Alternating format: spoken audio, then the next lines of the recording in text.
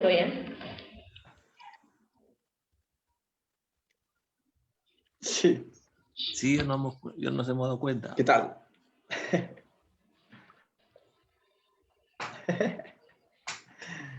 Y la gente que haya puesto clic al video también se está dando cuenta. ¿Qué tal? No se vayan, ahorita empieza. La computadora está lenta. Pueden avanzar un poquito el video. Ya. Francisco, buenas noches a todos. Te saludamos de Alimento Espiritual en Cristo. Hoy vamos a comenzar un nuevo tema con el profesor Francisco García Guzmán. Francisco, adelante.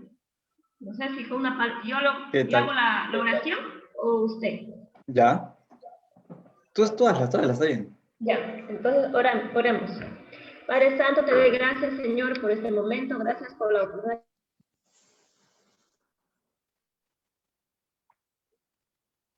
Hasta este momento. Y Espíritu Santo, guíanos para poder conocer más de ti, de lo que tú nos quieres enseñar, y bendice al hermano Francisco. Dale sabiduría cada día. En el nombre de tu Hijo Jesús. Amén. Amén. Amén. Bueno, hoy el tema, como habrán visto en el título, es poesía bíblica. O, como lo han puesto por ahí también,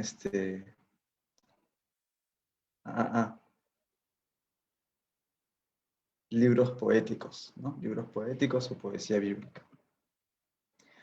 Lo primero que se nos viene a la mente probablemente sean los salmos, ¿ok? Pero no solamente en los libros poéticos hay poesía bíblica, también en el Éxodo, por ejemplo, el Cántico de Moisés, tenemos en Números, el Cántico del Pozo, tenemos en Jueces, en 2 Samuel, en 1 Macabeos. En varios libros de la Biblia tenemos pequeños extractos, pequeños párrafos que son poéticos. ¿Okay? Pero hay libros que son propiamente poéticos.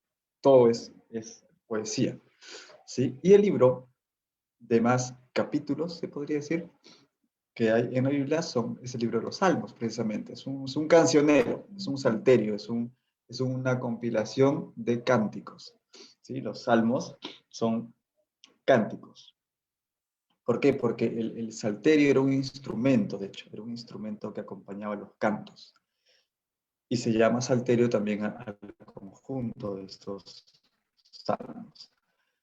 Ahora, a veces ustedes van a ver en sus Biblias que los números no coinciden entre una Biblia y otra, o en una misma Biblia hay un número del Salmo y entre paréntesis hay otro número. ¿Por qué? Porque hay salmos que tienen dos numeraciones. Por ejemplo, si busco al azar, agarrados. Salmo 103, entre paréntesis 102.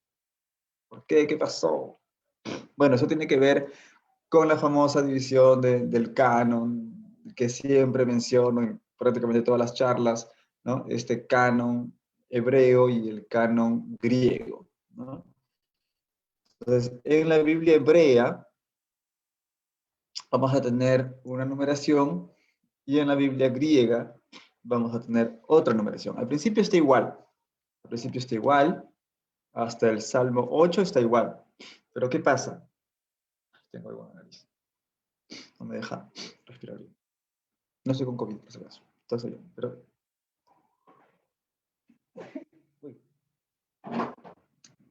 Vamos a tener un pequeño problema. Tengo una alergia, creo. Denme un minuto porque esto va a seguir así, ya me conozco. A ver, comenten, muchachos, Karen, Ricardo, sobre los salmos, mientras yo voy y vengo. Un minuto. Ok. Bueno, los salmos, como todos sabemos, o bueno, los que han leído la Biblia en algún momento, bueno, ante todo, buenas noches, les saluda Ricardo. Han sido escritos por el rey David. El rey David fue quien escribió los salmos y son, como dice Francisco, son libros poéticos, porque David era un poeta y era un músico. Entonces, cada vez que él oraba, o se dirigía a Dios, se dirigía en una manera poética. Y por eso los salmos están dentro de los libros poéticos. Bueno, pero para mayor explicación, Francisco va a explicar bien, ¿no? Bueno, nosotros les voy a hablar un poco, que somos del grupo Alimento Espiritual en Cristo, que pertenece a Universal TV Digital, y estamos justamente promoviendo la palabra de Dios, y por eso que Francisco nos va a ilustrar y nos va a enseñar como toda la semana la Biblia, ¿no? Lo dejamos en la palabra Francisco. Adelante, Francisco. Muchas gracias. No sé a qué me vino la alergia, no sé qué hay por aquí que me ha propuesto alergia, pero ya estoy bien. Bueno, entonces, hasta el Salmo 8 es igual, en la numeración hebrea y en la numeración griega es igual hasta el Salmo 8. Luego, ¿qué pasa? ¿Qué pasa? El Salmo 9 y 10, ¿ok? Salmo 9 y 10 se juntan. Es decir, que nosotros vamos a tener en la numeración hebrea Salmo 9 y Salmo 10. Pero para la numeración griega, esos dos salmos, 9 y 10, son uno solo. El gran Salmo 9. ¿Ok? Este Salmo 9 es el salmo en el que Dios humilla a los impíos y salva a los humildes. Este es el salmo que originalmente era un solo poema. ¿Ok? Pero en algún momento se divide en el canon hebreo, se divide en dos. Y a partir de ahí hay todo un desfase, ¿no? Entonces, lo que en la Biblia griega es el Salmo 11, para la Biblia griega recién es el Salmo 10. Lo que en la Biblia hebrea es el Salmo 12, en la griega es el 11, y así sucesivamente un buen trecho, ¿no? Vamos a tener este desfase de un salmo por casi todo el libro, ¿sí? Vamos a tenerlo hasta el Salmo, ahorita les muestro, porque hay un momento en que se desfasan incluso dos números, ¿ya? Vamos a tener aquí hasta el Salmo 113, ¿ok? Que viene a ser el Salmo 112 en la Biblia hebrea. Pero luego pasa algo interesante. Pasa otra vez lo mismo con el Salmo 114, ¿ok? 114 y 115. ¿Qué pasa con el 114 y 115 en la Biblia hebrea? También es un solo salmo en la Biblia griega. ¿Ok? Entonces ahora de lo que ya estaban desfasados uno, se desfasan dos. ¿Ok? Este es es un himno pascual, el 114 es un himno pascual y el Salmo 115 es el Salmo del único Dios verdadero. Esos dos salmos en la numeración griega también son un solo salmo. Entonces ahí ya se desfasaron dos, ya están dos números de diferencia. Pero se compensa un poquito en el siguiente salmo. Hay una acción de gracias que en el salmo hebreo es el Salmo 116, que en la numeración griega está partido en dos, lo contrario, ¿no? En la numeración griega son el 114 y el 115. Entonces, otra vez están desfasados un numerito. El Salmo 117 del hebreo es el 116 del griego, y así sucesivamente hasta el Salmo 100. Seguimos avanzando hasta el Salmo 146, todavía está con uno de desfase, y en el 147, que es el himno al Todopoderoso, se vuelve a empatar. Porque el Salmo 147 de la Biblia hebrea es dos salmos en la Biblia griega, 146 y 147, entonces se empataron. Con lo que los tres últimos salmos, 148, 149 y 150, ya son iguales en la numeración griega y hebrea. No espero que se memoricen los números que he dicho, es solo para que vean más o menos cómo es que primero se desfasan y luego se empatan otra vez, ¿no? Porque lo que es un salmo en una numeración es dos salmos en la otra, y eso ocurre dos veces de cada lado, y entonces se desfasan y luego se empatan, ¿ok? Por eso es que tienen doble numeración los salmos. Si tienen en su Biblia un número fuera de un paréntesis y un número dentro del paréntesis, normalmente lo que está fuera del paréntesis es numeración hebrea y lo que está dentro del paréntesis es numeración griega. Eso como curiosidad para que sepan por qué es que la mayoría de salmos tienen un número fuera del paréntesis y un número dentro del paréntesis. Ahora, algunas otras cosas acerca de los salmos. No todos los salmos tienen el mismo estilo. Algunos salmos, por ejemplo, son himnos. ¿Ok? Es una composición uniforme. Hay muchos himnos. Debe haber unos 20 himnos, más o menos, ¿no? O más, 25, quizá 30. Y todos empiezan con una exhortación a la alabanza divina. Y luego el cuerpo del himno habla de por qué se tiene que alabar. ¿Ok? Vamos a ver algunos de estos himnos. Dentro de los himnos hay algunos que son, por ejemplo, los cánticos de Sión. Cojamos uno como ejemplo, el Salmo 46. ¿Ok? Salmo 40. Siempre que diga un número estoy utilizando la numeración hebrea. ¿Ya? Cada vez que digo un número estoy utilizando la numeración hebrea. Salmo 46. Salmo 46 es el que dice Dios con nosotros, por ejemplo. Dios es nuestro refugio y fortaleza, socorro en la angustia, siempre a punto. Y en el primer versículo, en realidad, no es parte del Salmo. El primer versículo dice así: del maestro de coro, de los hijos de Coré, para oboes, cántico. Son las indicaciones iniciales del versículo 1. A partir del versículo 2 viene el texto, ¿no? Dios es nuestro refugio y fortaleza, socorro en la angustia, siempre a punto. Por eso no tememos si se altera la tierra, si los montes vacilan en el fondo del mar, aunque sus aguas bramen y se agiten, y su ímpetu sacuda las montañas. Con nosotros, Yahvé Sebaot, nuestro baluarte, el Dios de Jacob. Pausa. O sea, es como si fuera una partitura. Pausa. Un río. Sus brazos recrean la ciudad de Dios, santifican la morada del Altísimo. Dios está en medio de ella, no vacila. Dios la socorre al despuntar el alba. Braman las naciones, tiemblan los reinos, lanza él su voz, la tierra se deshace. Con nosotros Yahvé Sebaot, nuestro baluarte, el Dios de Jacob. Pausa. O sea, ese con nosotros Yahvé Sebaot, se va repitiendo. Es como que estrofa y coro, estrofa y coro, estrofa y coro. ¿Cuenta? Este es un ejemplo de un himno. ¿Okay? Hay otros que son los salmos del reinado de Dios. Por ejemplo, el siguiente, que es el Salmo 47. Yahvé, Rey de Israel y del mundo. Del maestro de coro, de los hijos del Coré, Salmo. Y dice: pueblos todos, tocad palmas. Aclamad a Dios con gritos de alegría. Porque Yahvé el Altísimo es terrible, el gran Rey de toda la tierra.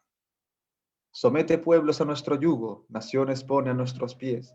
Él nos elige nuestra heredad, orgullo de Jacob su amado. Sube Dios entre aclamaciones, Yahvé a toque de trompeta. Tocad para nuestro Dios, tocad, tocad para nuestro Rey, tocad. Y así, son cuartetas, son cuartetas. También hay ahí ¿no? Como una musicalidad. Eso en principio debía hacerse cantado, tendría su melodía y sus acompañamientos que pasaban de generación en generación. ¿Sí? En fin, todo eso son salmos los del reinado de Dios, los del cántico de Sion, todos esos son himnos, ¿sí? Un ejemplo más de himno, por ejemplo, los que hablan de las peregrinaciones. Hay uno, por ejemplo, acá el Salmo 84, vamos a ver. Salmo 84, un canto de peregrinación. También dice del maestro de coro, según la de Gat, hay una palabra perdida ahí, de los hijos de Coré, Salmo. Dice: qué amables son tus moradas, Yahvé Sebaot.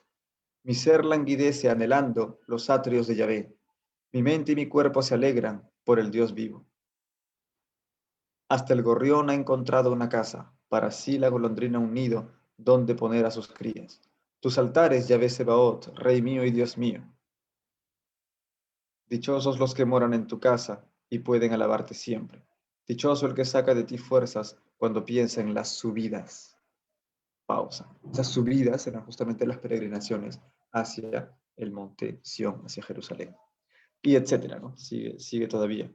Y menciona incluso el camino, ¿no? Al pasar por el valle del Bálsamo, lo van transformando en Ontanar, y las lluvias lo cubren de bendiciones. Caminan de altura en altura, y Dios se les muestra en Sión, ¿no? Arriba.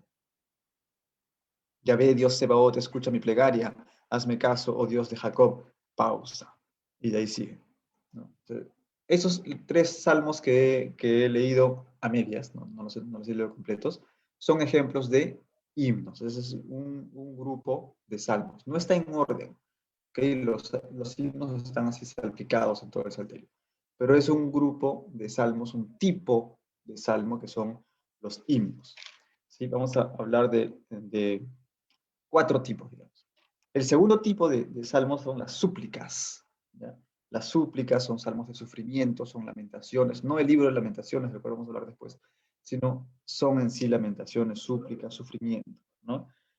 No se cantan las glorias de Yahvé, sino que se dirigen a Yahvé como, ¿no? Suplicando, como una invocación, una petición de ayuda, una oración o una expresión de confianza, de abandono en la miseria, digamos, ¿no? Y de estas súplicas hay algunas que son colectivas y otras que son individuales, ¿no? Veamos algunas, por ejemplo.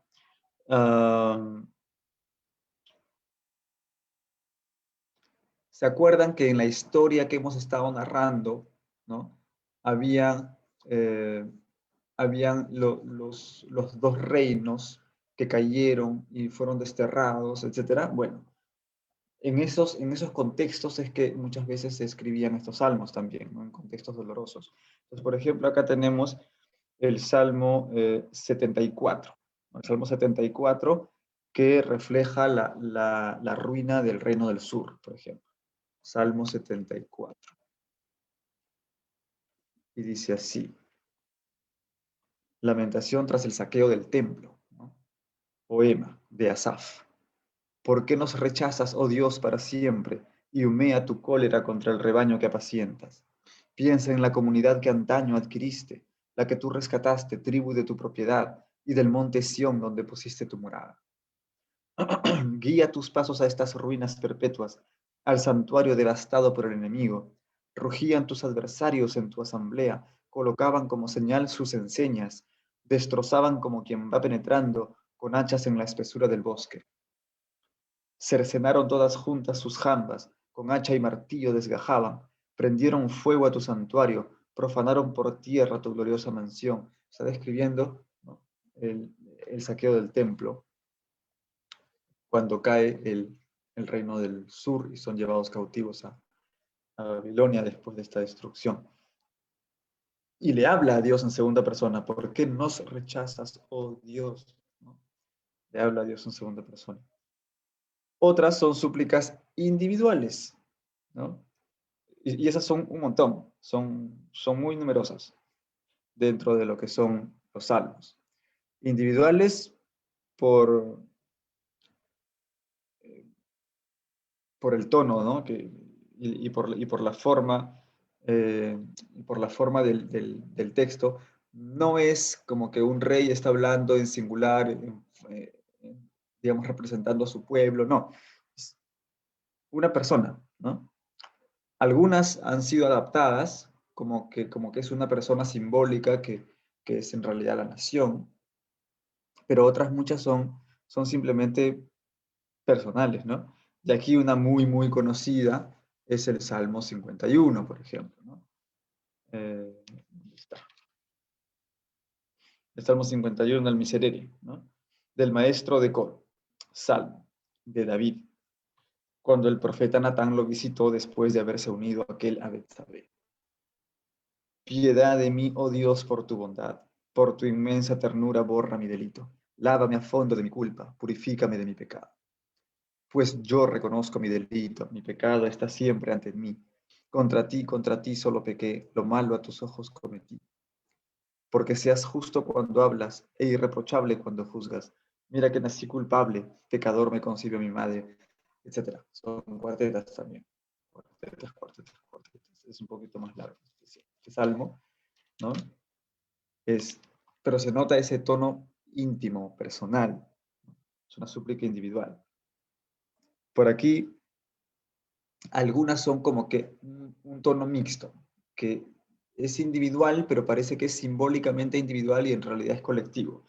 Por ejemplo, el Salmo 22. El Salmo 22,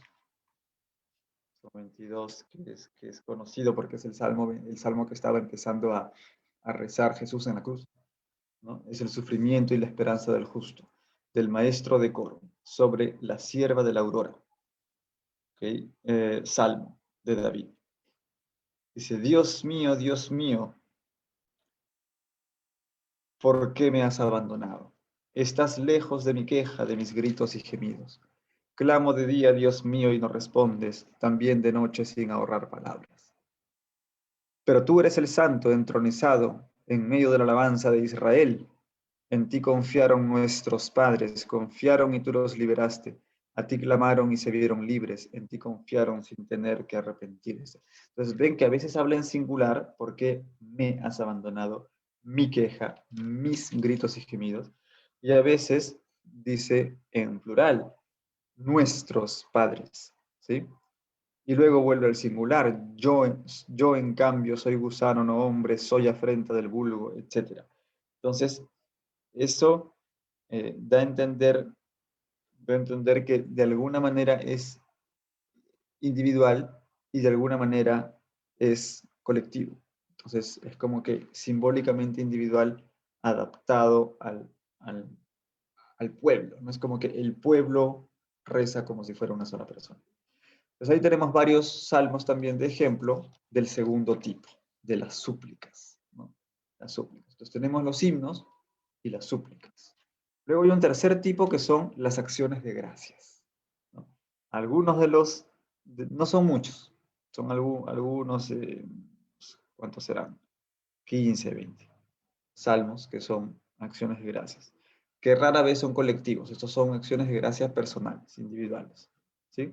Por la liberación de un peligro, o por la abundancia de las cosechas, o por algún beneficio concedido al rey, distintas cosas. Son acciones de gracias. Alguien se ha conectado por allá, Carmen. Hola, Carmen.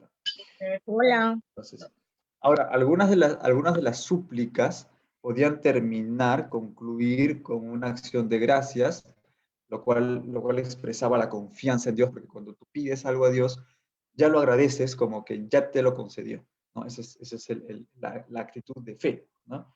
Entonces, muchas de las súplicas terminan en acción de gracias. Gracias porque me has oído la oración. Yo sé que me has oído mi oración, ¿no? Pero hay otros salmos, pocos, que son en sí mismos completamente, son una acción de gracias.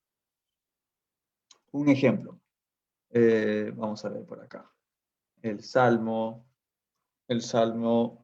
18, ¿ok? Salmo 18, Te Deum Real, este es de la realeza, del maestro de coro, del siervo de Yahvé, David, que dirigió a Yahvé las palabras de este cántico el día en que Yahvé lo libró de todos sus enemigos y de las manos de Saúl. Dijo, o sea, ya lo libró, ya no está pidiendo nada. Dijo, te quiero, Yahvé, mi fortaleza, mi salvador que me salva de la violencia. Yahvé, mi roca y mi baluarte, mi libertador y mi Dios, la roca en que me amparo, mi escudo y mi fuerza salvadora, mi ciudadela y mi refugio. Invoco a Yahvé digno de alabanza y me veo libre de mis enemigos. Entonces, ya eso es una invocación, pero no le está pidiendo nada en realidad. Las olas de la muerte me envolvían, me espantaban los torrentes destructores. Los lazos del Seol me rodeaban, me aguardaban los cepos de la muerte. Está hablando de un problema, pero pasado. En mi angustia grité a Yahvé, pedí socorro a mi Dios.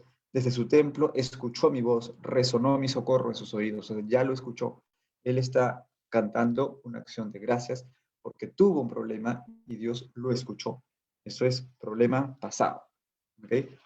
Otro ejemplo, vamos más adelante. El Salmo 21, que es una liturgia de coronación, ¿ya? Del maestro de coro, Salmo de David. Dice, Yahvé, el rey celebra tu fuerza, le colma de alegría tu victoria. Le has concedido el deseo de su corazón, no has rechazado el anhelo de sus labios. Otra vez, algo que ya pasó. Te adelantaste con buenos augurios, coronaste su cabeza de oro fino. Vida pidió y se la otorgaste, largo curso de días para siempre. Entonces, es esto bueno que ha pasado. En otro caso era un peligro del que lo libró. Acá es acción de gracias por las bendiciones, por la abundancia, por lo bueno que le ha ocurrido. Y continúa el Salmo, ¿no? Todos los ejemplos que estoy dando son el inicio del Salmo nada más. No estoy leyendo ningún Salmo completo. Un último ejemplo de acción de gracias, el Salmo 30. Vamos con el Salmo 30. Acción de gracias después de un peligro de muerte. ¿Ya? Salmo, cántico para la dedicación de la casa, de David. Te ensalzo, Yahvé, porque me has levantado, no has dejado que mis enemigos se rían de mí. Yahvé, Dios mío, te pedí auxilio y me curaste. Tú, Yahvé, sacaste mi vida del Seol, me reanimaste cuando bajaba la fosa. Qué fuerte, ¿no? Cantad para Yahvé los que lo amáis, recordad su santidad con alabanzas. Un instante dura su ira, su favor toda una vida. Por la tarde visita de lágrimas, por la mañana gritos de júbilo. Entonces, muchos de esos salmos se utilizan en la liturgia católica, anglicana, es decir, ortodoxa, en una serie de liturgias de distintas denominaciones, distintas iglesias cristianas, se leen los salmos, se utilizan mucho. Y no solamente en la liturgia, sino también, por ejemplo, en el caso de la Iglesia Católica, ¿no? Existe algo que es la liturgia de las horas. Es decir, que hay unas oraciones en la mañana, en la tarde, uno dice, como los musulmanes, ¿no? Que oran, tienen tantas oraciones al día, los católicos también, ¿no? Aquellos que siguen la liturgia de las horas tienen para cada día sus oraciones bien específicas para la mañana, para la tarde. Es más, algunos hacen laudes, luego hacen la hora tercia, la hora sexta, que es al mediodía, la hora nona, que es a las 3 de la tarde, luego hacen las vísperas y luego hacen las completas, ¿no? Y antes de las laudes, incluso cuando se levantan de madrugada, rezan maitines. O sea, es toda una secuencia. Ahora, los religiosos normalmente hacen esto, ¿no? Los laicos, a veces uno u otro no nos da, digamos, la costumbre para hacer toda la secuencia, ¿no? Pero se puede, si uno se organiza, se puede. ¿Ya? ¿Por qué mencionaba esto? Porque en la liturgia de las horas se usa muchísimo los salmos, muchísimo, ¿no? Bueno, entonces acá tenemos ya el tercer tipo de salmos, que son las acciones de gracia. Tenemos los himnos, las súplicas, ¿no? En el dolor, y las acciones de gracia. Son los tres grandes tipos de salmos. Pero yo había dicho 4 hace un rato y ahora estoy diciendo que son los 3. Porque en realidad el cuarto no es que sea un tipo, es como un etcétera. ¿Ok? Los géneros que son bien identificables son los himnos, las súplicas o lamentaciones y las acciones de gracias. El resto de salmos no tienen un carácter muy claro. Entonces son géneros irregulares o son géneros mixtos, ¿no? Es un poco impreciso. Por ejemplo, hay algunos salmos, un ejemplo de esto, Salmo 27, ¿ok? Salmo 27. Entonces, junto a Dios no hay temor, dice, ¿ya? De David. Yahvé es mi luz y mi salvación, ¿a quién temeré? Yahvé el refugio de mi vida, ¿ante quién temblaré? Cuando me asaltan los malhechores, ávidos de mi carne, ellos adversarios y enemigos tropiezan y sucumben, etcétera, ¿no? Entonces, todo es así como que muy de confianza, ¿no? Es una oración de confianza. Pero de pronto, en el versículo 7, a partir del versículo 7, dice, escucha, Yahvé, el clamor de mi voz, ten piedad de mí y respóndeme. Digo para mis adentros, busca su rostro. Sí, Yahvé, tu rostro busco, no me ocultes tu rostro. ¿En qué quedamos, no? Luego, no rechaces con ira a tu siervo, que tú eres mi auxilio. No me abandones, no me dejes, Dios de mi salvación. Si mi padre y mi madre me abandonan, Yahvé me acogerá. O sea, de pronto está en súplica, ¿no? En lamentación. Señor, no te vayas de mí, ¿no? Entonces, ¿en cuál clasificamos al Salmo? Lo partimos en dos y metemos una mitad en una mitad. O sea, es un género mixto, ¿no? O por ejemplo, el Salmo 28, el siguiente, es súplica y acción de gracias, ¿no? De David. A ti alzo mi voz, Yahvé, roca mía, no enmudezcas, pues si te callas será igual que los que bajan a la fosa. Oye la voz de mi súplica cuando te pido socorro, cuando levanto mis manos hacia tu santo templo. Son cuartetas chiquitas, ¿ya? Y de pronto, eh, al fin, digamos, la mitad la segunda mitad del Salmo es, bendito Yahvé que ha escuchado la voz de mi plegaria.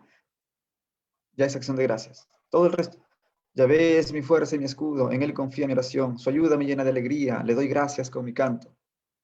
Y sigue, Yahvé es la fuerza de su pueblo, un baluarte que salva a su ungido. Salva a tu pueblo, bendice a tu heredad, pastorealos y llévalos por siempre. Entonces, mitad súplica, mitad acción de gracias. Otra vez es un género mixto. Último ejemplo de este que no lo voy a leer completo, ni siquiera la mitad, ni siquiera la cuarta parte, porque es inmenso, es el salmo más largo que hay, es el Salmo 119.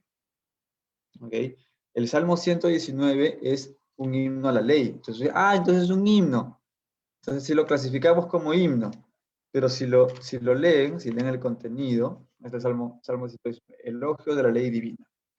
Es un salmo, hay muchos de los salmos que son alfabéticos, ¿ya? En hebreo, y comienza, por si estuviera en castellano, comienza primero con A, luego con B, luego con C, luego con D, o sea, los versos o las estrofas, ¿no? En este caso es toda una estrofa con A, toda una estrofa que empieza con B, toda una estrofa que empieza con... Entonces es larguísimo el salmo. Ahora, obviamente, al traducirlo se va al alfabeto, ¿no? No va a coincidir, ¿no? Eso en hebreo coincide. Primero Aleph, luego Bet, Gimel, Dalet, He, Pau. O sea, las letras del alfabeto hebreo. Al traducirlo se pierde esa idea, no se nota, ¿no? Pero vamos, dice, dichosos los que caminan rectamente, los que proceden en la ley de Yahvé. Dichosos los que guardan sus preceptos, los que lo buscan de todo corazón. Los que sin cometer iniquidad andan por sus caminos. Tú promulgaste tus ordenanzas para que sean guardadas cabalmente. Ojalá mis caminos estén firmes para poder guardar tus preceptos. No me veré entonces defraudado al mirar todos tus mandamientos. Te daré gracias con toda sinceridad cuando aprenda tus justas normas. Quiero observar tus preceptos, no me abandones del todo. Entonces, esa es una estrofa nada más. Imagínense, son tantas estrofas como letras tiene el alfabeto hebreo.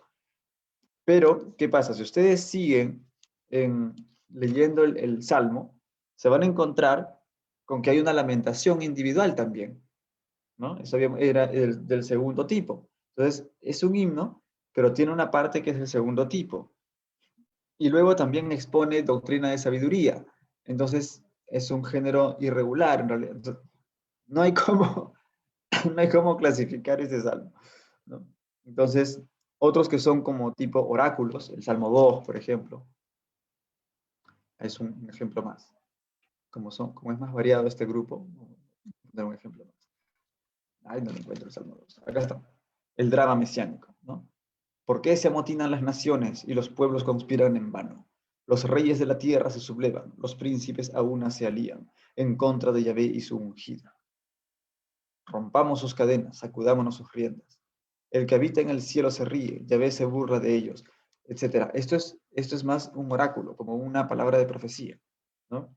Entonces, no es un himno, no es una súplica, no es una acción de gracias. No encaja en esos tres grandes grupos, ¿no?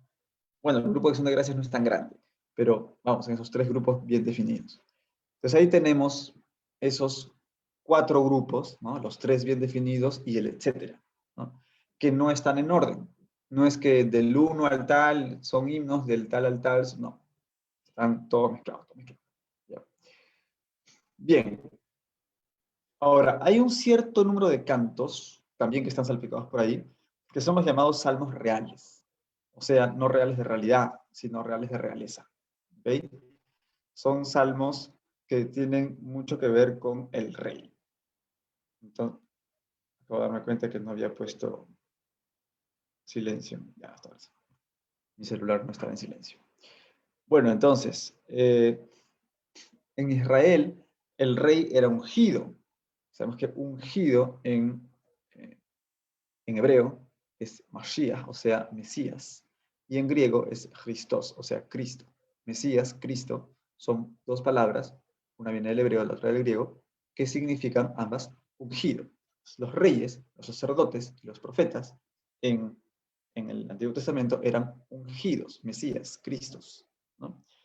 Y luego cuando viene Jesús de Nazaret, justamente se le llama Jesucristo porque es Jesús el Cristo, Jesús el Mesías, Jesús el ungido, el que es el sumo sacerdote, profeta y rey, ¿no?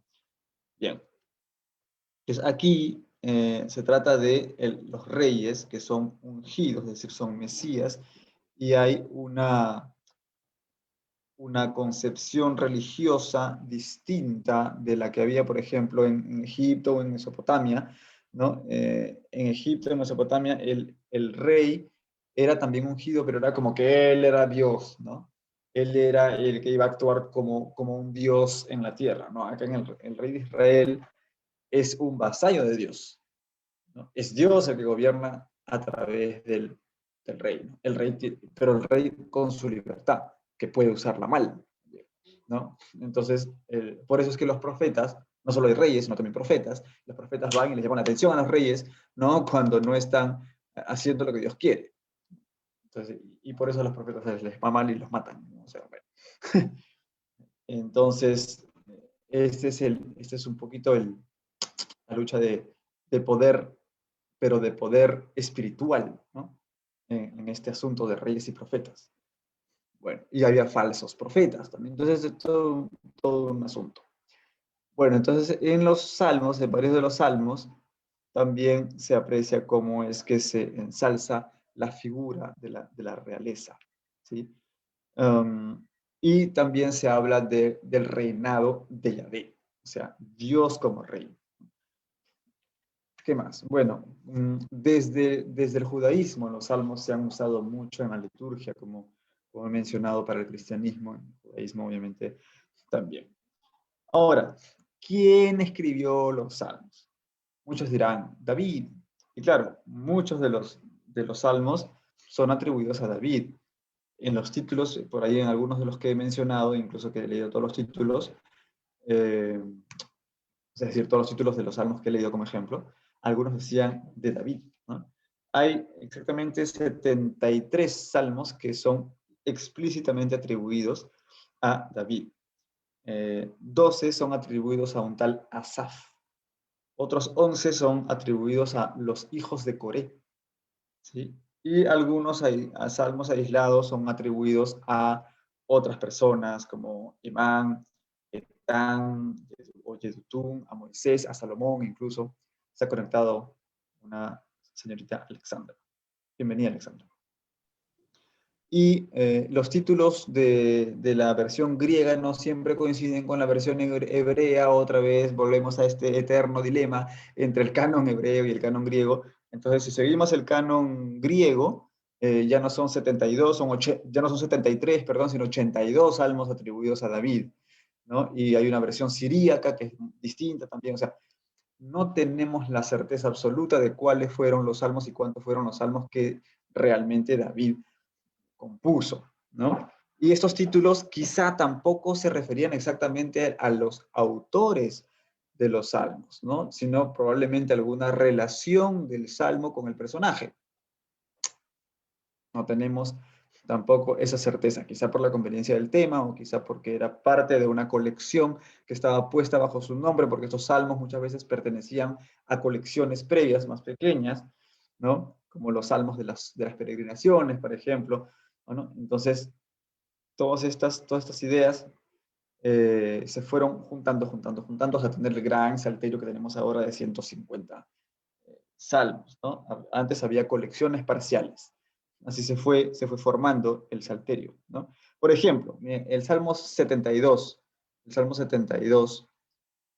que lo empecé a leer hace un rato, 72 creo, no, 72. Pero el 72, ya no les voy a decir cómo empieza, sino cómo termina. El último versículo del Salmo 72 dice así: fin de las oraciones de David, hijo de Jesé. Se acabó. Fin de las oraciones de David, hijo de Jesé. Entonces, ¿qué está pasando acá? ¿No? Parece que hay una colección previa, ¿no? Que ahí terminaba, ¿no?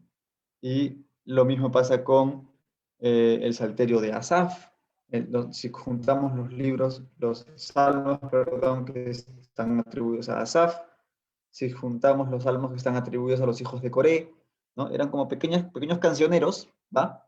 ¿No? Pequeños cancioneros que existían desde antes. Las del Halel, las de las subidas, en fin. Se fue Alexandra.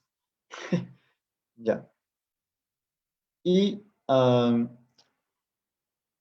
normalmente también vamos a ver que el nombre de Dios es, o la forma como te diriges a Dios, va cambiando en ciertos grupos de salmos. Por ejemplo, en el primer grupo, en donde hay bastantes de David, que es del Salmo 1 al 41, eso, ahí sí está un poco más ordenado en cuanto a autores y el lenguaje empleado, casi siempre se emplea Yahvé, ¿ok? Pero, por ejemplo, desde el 42 hasta el 89, en donde también hay de David, pero algunos de Asaf, de los hijos de Coré, se usa más Elohim que Yahvé, ¿no? Y todo el resto, desde el 90 hasta el final, es yavista, ¿no? Bueno, con la excepción del Salmo 108, que es una repetición de un par de salmos del segundo grupo, que es eloísta, ¿no? Y esto tiene mucho que ver con lo que les he mencionado ya también en otras charlas sobre la tradición yavista y la tradición eloísta, ¿se acuerdan? ¿No? La tradición yavista y eloísta que estaban en los dos reinos y que luego se juntaron cuando cayó el reino del norte y bajaron al sur y se juntaron las dos tradiciones. Bueno, ahí está. En el Salterio también. Habían salmos que eran eloístas y los salmos que eran yavistas, ¿sí? Y luego se dividió el, el libro de los Salmos, que era inmenso, en 5 rollos, más o menos como el Pentateuco. ¿Se acuerdan que era demasiado la ley, la Torá? Y entonces se dividió en 5 rollos, y esos 5 rollos pasaron a ser como 5 libros, que son Génesis, Éxodo, Levítico, Números, Deuteronomio. Ok, algo parecido pasó con los Salmos, con la diferencia de que ha seguido siendo un solo libro también en nuestra Biblia, ¿no? Los Salmos, del 1 al 150. Por eso es que es tan grande, ¿no? Porque es en realidad 5 rollos, ¿no? En un solo gran libro. Estos 5 rollos que son, como dije hace un rato, del 1 al 41, es la primera parte que es ya vista, del 42 al 72 es un segundo rollo. ¿Y cómo sé que ahí terminan los rollos? Porque se acuerdan que en el 72 al final dice fin de las oraciones, ahí está, ahí termina el segundo rollo, ¿no? Luego viene otro desde ahí hasta el 89, que termina la parte eloísta, ¿no? O sea, el segundo y tercer rollo son eloístas. Y luego viene otro rollo hasta el 106, y sabemos eso porque en el 106 al final también hay una doxología, una pequeña frase de clausura, y luego hasta el final. Es más, todo el Salmo 150 es como una gran doxología final, ¿sí? El Salmo 150 es como que telón de fondo, ¿no? O telón final, que cae el telón. ¿Dónde está? Salmo 150. ¿No? Aleluya. Alabad a Dios en su santuario. Alabadlo en su poderoso firmamento. Alabadlo por sus grandes hazañas. Alabadlo por su inmensa grandeza. Y así sigue hasta el final. Aleluya. Entonces, es una alabanza final, ¿no? Como que acá se acabó el cancionero, ¿no? O sea, acá se acabó el último rollo. Muy bien. El valor espiritual de los salmos es, pues, como podrán imaginarse, tremendo, porque tenemos un poco de todo, hay una riqueza tremenda. Tenemos alabanza, tenemos perdón, tenemos gracias, tenemos confianza, hay de todo, ¿no? Tenemos salmos en donde se habla de Yahvé en tercera persona, tipo evangelizando. Hay salmos en donde se habla a Yahvé en segunda persona. Hay salmos que son oráculos de Yahvé. Es un poco de todo. Entonces, y son un montón, ¿no? Y los puedes usar en tu oración personal, se usan en oración litúrgica, se usan en la liturgia de las horas. Es decir, el valor espiritual que puedes sacar los salmos es incalculable. Pero no es el único libro de poesía en la Biblia. ¿sí? Entonces vamos a hablar brevemente de los otros dos. El Cantar de los Cantares y las Lamentaciones. El Cantar de los Cantares es... Acá está. Ahí está. El cantar por excelencia, ¿no? El Cantar de los Cantares. Así como decir el Rey de Reyes, ya, este es el Cantar de los Cantares. El cantar más bello, digamos. Es el amor de una pareja, ¿ok? Hombre y mujer. Se juntan, se pierden, se buscan, se encuentran. Es muy romántico todo, ¿ok? Al amado se le llama rey, a la amada se le llama sulamita, ¿ok? Probablemente por un juego fonético con Salomón, porque recordemos que el hebreo antiguamente se escribía únicamente con las consonantes, entonces Salomón y Salamat, Salomón y Salamat. Tenemos Salomón y Sulamita, Salomón, Salomón. Luego, probablemente jugar con Salomón o probablemente jugando con la Tsunamita que aparece en Primera de Reyes. No se tiene claro. Ahora, la tradición dice que probablemente Salomón fuera quien escribió este cantar. No se tiene certeza de eso tampoco, es parte de lo que dice la tradición, ¿no? También se le atribuyó Proverbios, Eclesiastés, Sabiduría, en fin. O sea, a Salomón, por su fama de sabio, se le han atribuido varios de los libros, pero no se tiene una certeza real de que él haya sido el autor. Pero no es lo más importante. Este cantar fue utilizado en la liturgia pascual, también se utilizaba en los rollitos, los megilot, que se usaban en las fiestas judías. Es un libro que no habla de Dios. Es un libro que usa un lenguaje de amor apasionado, a veces es un poco chocante incluso, ¿no? Es más, en el inicio del cristianismo se tuvo dudas sobre su canonicidad, ¿no? Pero al final se mantuvo, ¿no? Se mantuvo. Estuvo en el canon hebreo, estuvo en el canon griego y se mantuvo. Y se le ha dado interpretaciones súper diversas, ¿no? Súper diversas. Bien, entonces, a mí me encanta, pero eso es una cuestión personal, ¿no? De hecho, mi matrimonio, la primera lectura fue un collage de versículos del Cantar de los Cantares, ¿no? Un collage que hicimos nosotros mismos, o sea, no, en el ritual del matrimonio hay opciones de primera lectura, opciones de segunda lectura y opciones de evangelio. Nosotros, caprichosillos, escogimos uno de segunda lectura que estaba ahí, que para mí era crucial esa lectura y para mi esposa también. Y luego escogimos un evangelio que no estaba en el libro. Y luego hicimos un collage, realmente, literal. Cogimos unos versículos de aquí, unos versículos de allá, unos versículos de allá. Compusimos digamos, una antología de versículos del Cantar de los Cantares y la pedimos como primera lectura, felizmente nos aceptaron. Porque de verdad que es muy bonito y yo les recomiendo que lo lean. Son varios poemas, ¿no? Son varios poemas distintos. Lamentablemente la división de capítulos y versículos es un poco desordenada, es decir, no, los poemas no parecen empezar junto con los capítulos. Están como que entre un capítulo y otro empieza un poema y luego termina el otro. O sea, no sé quién dividió los capítulos y versículos, pero no encaja no encaja con el contenido, ¿ok? En total son unos 5 poemas y son unos 8 capítulos. Entonces está todo así.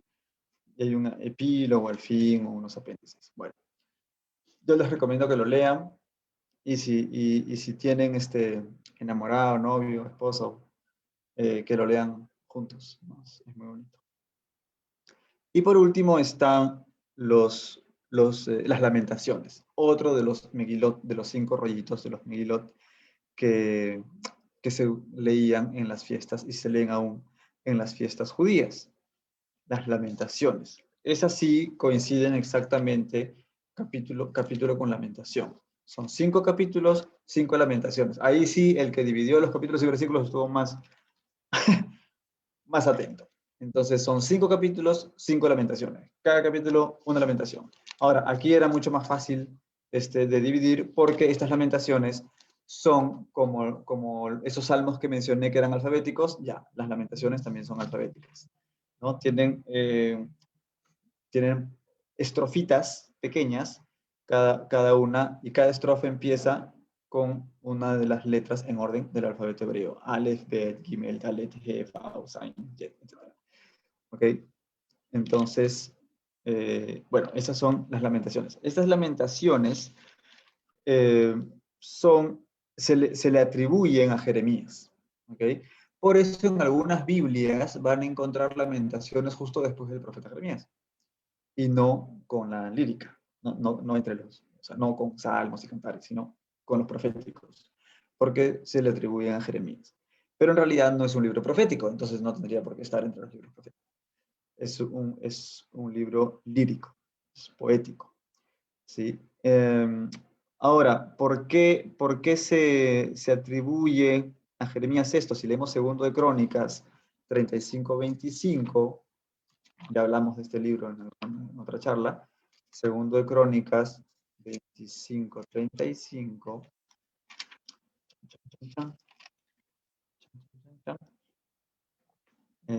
perdón, 35-25, 35-25, pero 25-35 no existe, 35-25. Acá estoy, donde ya termina trágicamente Josías, ¿no? Acá está. Jeremías compuso una elegía sobre Josías, y todos los cantores y cantoras hablan todavía hoy de Josías en sus elegías, lo cual se ha hecho costumbre en Israel. Están escritas entre las lamentaciones. ¿Ok? Ahora, en el libro de las lamentaciones no hay nada de Josías. ¿Ok? Entonces, dice entre las lamentaciones. Probablemente había otra vez una pequeña colección en donde estaban las lamentaciones y también las elegías, ¿no? Pero esas elegías se han perdido. Pena, pero nos quedaron las lamentaciones. ¿Okay? Entonces, es muy probable que Jeremías haya sido el autor de las lamentaciones. Pero también hay indicios de que no. Por eso es que no se dice a ciencia cierta que él fue. Eso es algo que la tradición dice, pero no tenemos la total certeza. Por ejemplo, en el capítulo 2, versículo 9, dice el autor, ha hundido en tierra sus puertas, deshaciendo y rompiendo sus cerrojos. Su rey y sus príncipes están entre paganos. Ya no hay ley. Tampoco sus profetas reciben visiones de Yahvé. O sea que según el autor de las lamentaciones, ya se acabó la profecía. Ya no hay actividad profética. Pero esto no es algo que podría haber dicho Jeremías, porque Jeremías precisamente ejercía la actividad profética, ¿no? Entonces, ahí hay algo raro. En el capítulo 4, por ejemplo, en el capítulo 4 hay un par de indicios más. En el capítulo 4, versículo 17 dice, nuestros ojos se iban consumiendo, esperando un socorro, ilusión, oteábamos desde nuestros oteros a un pueblo incapaz de salvar, ¿no? Entonces era como que tenía confianza en el contexto, se entiende, en Egipto, pero eso es algo un poco oscuro. Y en el versículo 20 dice, nuestro aliento, el ungido de Yahvé, ha quedado preso en sus trampas. De él decíamos, a su sombra viviremos entre las naciones. En el contexto otra vez descrito, este rey sería Sedecías.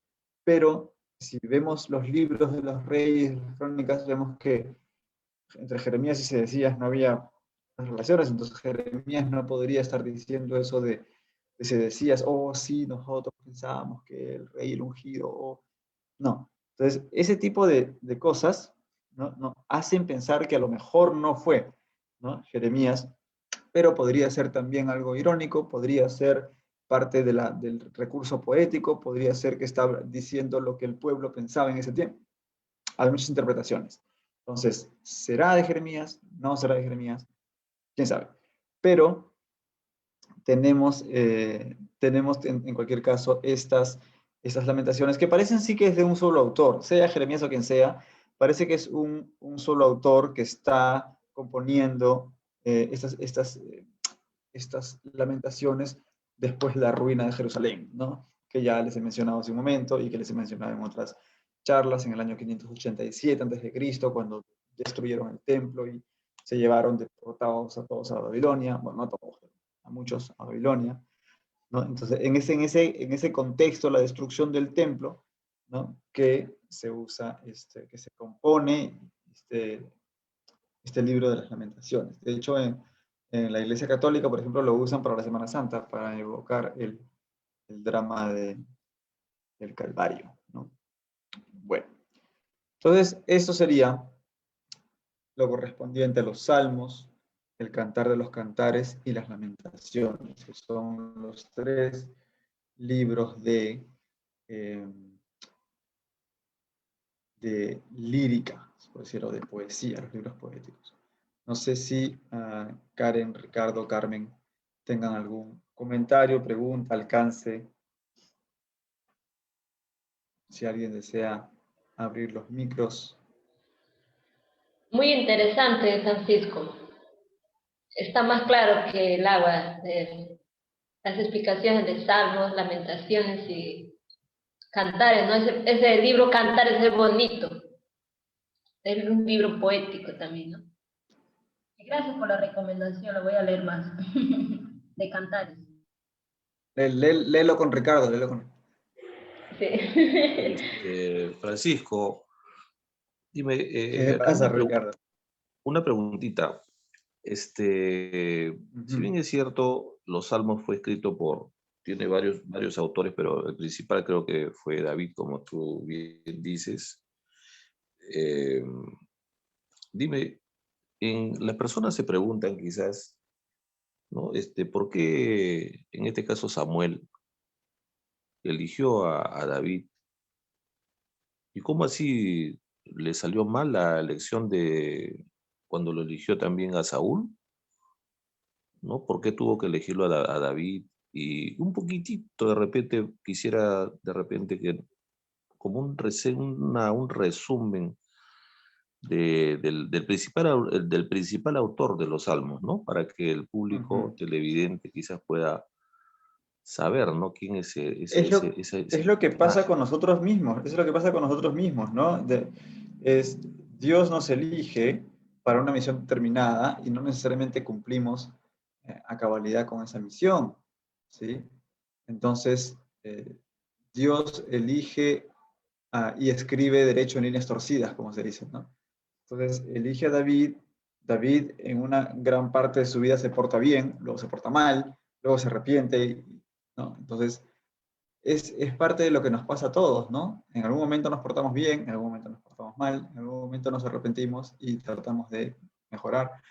Entonces, no es que Dios se equivoque, sino que de todas maneras no hay humano que, bueno, María, ¿no? La Virgen María, pero digamos, fuera de las excepciones, no hay humano que siga a cabalidad las órdenes o los mensajes de Yahvé. Entonces, no podríamos esperar a que haya un rey perfecto para recién decir, qué bueno, Dios nos equivocó, ¿no? Saúl cometió un error grave y entonces dijo, no, tu dinastía ya fue, va a ser con la dinastía de David. Entonces ya estaba, desde la dinastía de David iba a salir el Mesías, es decir, a ser Jesucristo, ¿no? Pero también cuando comete lo suyo, ¿no?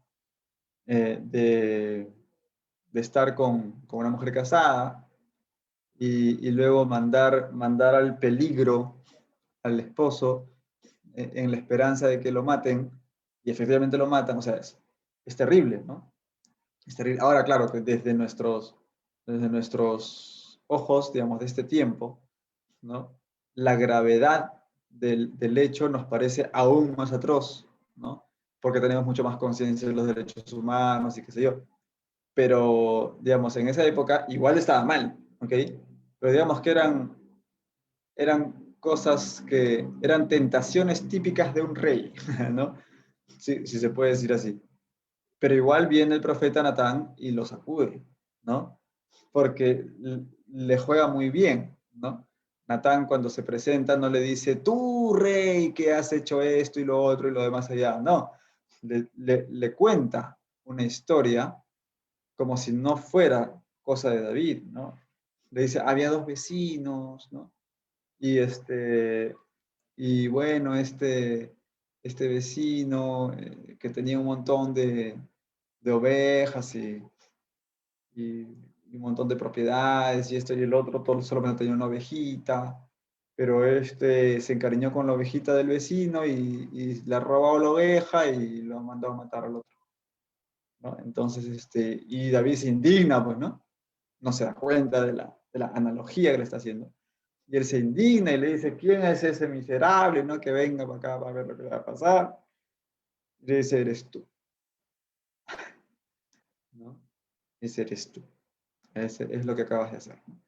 Entonces, y él se da cuenta, ¿no? Porque él mismo ha reaccionado indignado y se da cuenta y se echa ceniza y hace duelo y entonces hace penitencia y todo y se arrepiente. Y ahí es donde compone uno de los salmos que leí, el 51, que en el título decía, esto fue lo que oró David después de que Natán le abrió los ojos, ¿no?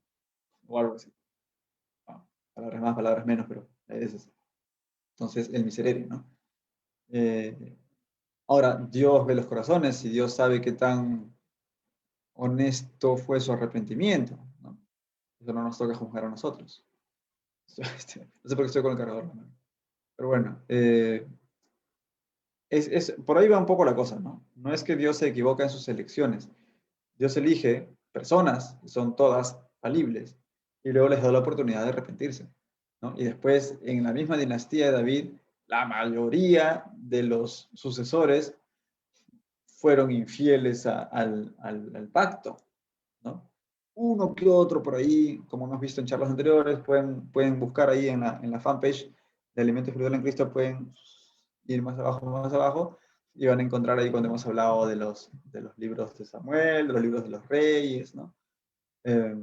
Cómo es que hubo uno que otro descendiente de David que quiso hacer reformas, que quiso regresar al pacto, ¿no? Pero igual, tarde o temprano, le fue mal al reino justamente por las infidelidades de los reyes y del pueblo junto con sus reyes, ¿no? O sea, no solamente los reyes, el ser humano en general, ¿no? Y es lo mismo que nos pasa a nosotros, ¿no? O sea, las infidelidades, o sea, los pecados que cometemos son infidelidades al pacto con Dios desde nuestro bautismo. Como cristianos lo enfocamos de esa otra manera. Desde nuestro bautismo nosotros tenemos un pacto y si somos, por ejemplo, no sé si los ortodoxos también, pero los católicos sí, y no sé si alguno más por ahí, que los anglicanos, tienen además lo que es la confirmación, es decir, que si se bautiza a los niños pequeños, luego cuando ya tienen uso de razón, los jóvenes, los adolescentes, digamos, eh, confirman su fe y entonces eso es un pacto también, es la plenitud de un pacto. Entonces, luego los pecados que son infidelidades a ese pacto, ¿no? Y por eso hay arrepentimiento y por eso hay, otra vez, sé que en la Iglesia Católica, probablemente en la Ortodoxa, no sé si en la Anglicana, ¿no? Lo que es el sacramento de la reconciliación, la confesión, ¿no? Entonces, pero ¿por qué voy a confesar con un ser humano que es tan pecador como yo? Precisamente por lo mismo que habíamos dicho antes sobre el rey, el sacerdote y el profeta, ¿no? O sea, no es la persona en sí, es Dios que actúa ahí, ¿no? Y el mismo Jesús dijo, ¿no? A quien perdonen los pecados, les sean perdonados, a quien retiren los pecados, les sean retenidos. Él da esa orden, ¿no? Y entonces viene el arrepentimiento y otra vez, ¿será sincero el arrepentimiento? ¿No será? Ya, Dios ve en el corazón, ya, eso a nosotros no nos toca jugar eso, ¿no? Entonces ya cada quien, como, como David, o como Saúl, o como Salomón, o como cualquiera, ¿no? Y nosotros desde el bautismo nos consideramos reyes, sacerdotes y profetas. Somos otros Cristos, otros Mesías, a imagen de Jesucristo el Mesías, ¿no? También tenemos que como esos reyes, sacerdotes y profetas, ¿no? Arrepentirnos y seguir adelante, ¿no? Y tratar de cumplir lo mejor que podamos a la misión que Dios nos encomienda. Pero para saber eso también tenemos que estar siempre en clima de oración, para saber cuál es realmente la misión de Dios para nosotros. No sé si he respondido a tu pregunta, Ricardo. He dicho un montón de Súper, cosas. no, no, No sé si he súper, respondido. súper. O sea, creo que más completa no podría estar la respuesta. Pero sin embargo, te quiero un minutito, así cortito, para que no se pase mucho el tiempo. Ya que has hablado de ungir, has hablado del corazón, que Dios conoce nuestros corazones. Particularmente a mí se me ronda un poco una idea, digo, que cuando nosotros nacemos, o bueno, hemos sido creados, la Biblia dice que después de haber creado al hombre, le dio un soplo, ¿no? Bueno, entonces normalmente ese es un soplo espiritual. Y si Dios es perfecto, nos crea perfectos, o sea, quiere decir que cada vez que nace, y la vida, Dios es la fuente de la vida. Y si nace un ser humano, en estos tiempos, por ejemplo, nace con el espíritu ya de Dios, nace perfecto, porque viene de Dios, y después que nace, lógicamente que ya cae en el pecado, y ya cae ya pues en el mal, ¿no? Porque somos pecaminosos, pero en este caso, porque escucho a veces decir, hay que orar para que el Espíritu venga a nosotros. Y yo a Ya, veces un poco me a las veces un poco, doctrinas, para terminar un poquito la pregunta, ¿no? O sea, a veces yo me resisto eso y yo digo, no es que el Espíritu venga a nosotros, o sea, nosotros tenemos el Espíritu de Dios, pero nosotros lo apartamos. pero Caso, precisamente ¿no? por eso, si lo Entonces, apartas, entonces esto es tiene que lo que volver a ti. lo apartas, pero en el sentido figurativo, pero es que no es que sale y entra. O sea, ¿cómo es el tema? Porque la verdad es una confusión, Exacto, exacto, no sí. solamente para mí, sino para Sí, mucha gente, quizás, ¿no? es una figura, pero no solo eso, sino que hay una discrepancia doctrinal ahí entre cristianos, justamente, ¿no? Entonces yo, por ejemplo, la teología que más conozco es la teología católica. Entonces te puedo hablar desde ese punto, ¿no? En la teología Claro, católica existe lo que es el pecado original, ¿no? Sí creemos ujú, que cuando una persona nace con un pecado original. Y el bautismo, uno de los efectos precisamente del bautismo es borrar ese pecado original y hacernos hijos de Dios propiamente, en el Hijo único que es Jesucristo, o sea, hijos adoptivos. Dios nos adopta. El único hijo de Dios es Jesucristo en realidad. O sea, como rezamos en el credo, creo en Jesucristo, su único hijo. O sea, bien, el único hijo de Dios es Jesucristo. ¿Nosotros en qué sentido somos hijos de Dios? No, porque Dios nos adopta. ¿No? Dios nos adopta por medio del bautismo. Entonces, ahí está la cosa. Y al borrarnos el pecado original. Pero más allá de eso, o sea, sea, sea que se crea o no en el pecado original, porque ahí, como te digo, hay discrepancias entre cristianos, pero sea que se crea o no en el pecado original, lo que sí es claro es que después del bautismo, el, el cristiano sigue cometiendo pecados, ¿no? Entonces, de alguna manera, mancha, profana el templo del Espíritu Santo. El Espíritu Santo está en ti, tú eres templo, ¿no? Del Espíritu Santo, y profanas ese templo cada vez que pecas. Entonces, ese ven Espíritu Santo es más que nada, no es literal, ¿no? No es literal como que, oh, el Espíritu Santo se fue, y ahora tiene que regresar. ¿Dónde estará el Espíritu Santo? Hay que decirle que venga, ¿no? Es más un ponerte tú conscientemente en la presencia de Dios, ¿no? Y pedir un derramamiento de su gracia, ¿no? De sus dones, de su efusión, digamos, que actúe en ti, que se active o se reactive en ti la gracia del Espíritu Santo, ¿no? Tú justamente entrando en conciencia en la presencia de Dios, ¿no? El Espíritu Santo es Dios, es la tercera persona de la Santísima Trinidad. Y en eso sí coincidimos todos los cristianos, ¿no? Somos trinitarios. Entonces, sí, es una forma de hablar, es una forma muy aproximada de hablar. ¿no? Donde habrá discrepancia es en el asunto del pecado original y el bautismo, ¿no? Se conceptúa de manera muy distinta el bautismo según las distintas denominaciones cristianas, pero en lo que sí es claro es que cuando decimos ven Espíritu Santo, no se trata de que el Espíritu Santo ha huido de ti, no te abandona, Dios nunca te abandona, ¿no? Sino es que venga tu gracia, que derrames tus dones, que yo pueda entrar plenamente no plenamente, no porque estaría muerto, pero que pueda entrar a mi escala, ¿no? En presencia de Dios conscientemente. Esa es un poco la idea de ven Espíritu Santo, ¿no? Ok, ok, Francisco, excelente. Bien comprendido, gracias. Chévere. Y ahora sí nos pasamos. Sí, Gracias, sí. Francisco. ¿Me escuchas? Sí, sí. Entonces, gracias y entonces nos vemos el próximo sábado. Ujú. Gracias. Gracias, Y nos despedimos. Carmen. Ahí está Carmen. Y nos despedimos con un salmo. ¿Qué tal? Ya que estamos hablando de los salmos. Claro, está bien. Mira, Perfecto. mira, el Salmo 92 es el cántico del justo. Dice, Salmo, cántico para el día de sábado. ¿Qué día estamos? Sábado.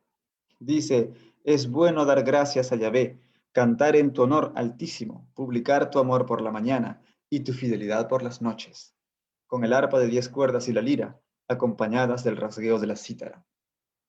Pues con tus hechos, Yahvé, me alegras, ante las obras de tus manos grito. Qué grandes son tus obras, Yahvé, y qué hondos tus pensamientos. El hombre estúpido no entiende, el insensato no lo comprende. Aunque broten como hierba los malvados, o florezcan todos los malhechores, acabarán destruidos para siempre. Pero tú eres eternamente excelso. Mira cómo perecen tus enemigos, se dispersan todos los malhechores. Pero me dotas de la fuerza del búfalo, aceite nuevo derramas sobre mí.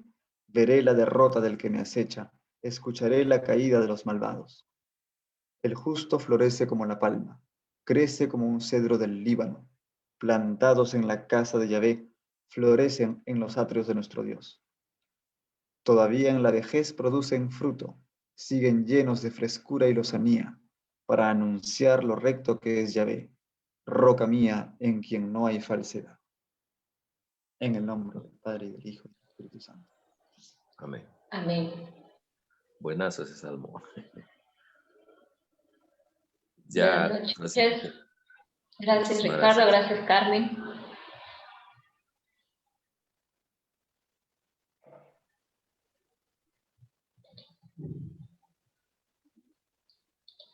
El próximo sábado. Jusqu'à la Ya.